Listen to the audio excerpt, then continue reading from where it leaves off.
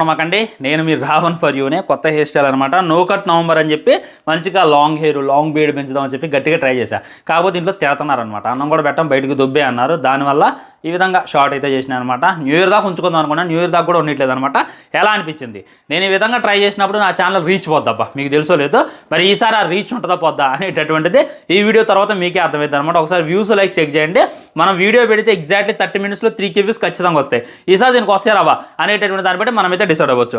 So Raja Saab నుండి second single అయితే రాబోతుంది. సెకండ్ సింగిల్ చూసుకున్నట్లయితే 17th అయితే రిలీజ్ చేస్తున్నారు. దానికి సంబంధించి ఒక ప్రోమోని అయితే రిలీజ్ చేశారు. నిన్న సాయంత్రం రిలీజ్ చేస్తారు. ఇది సర్ప్రైజ్ ప్రోమో అని చెప్పుకోవచ్చు.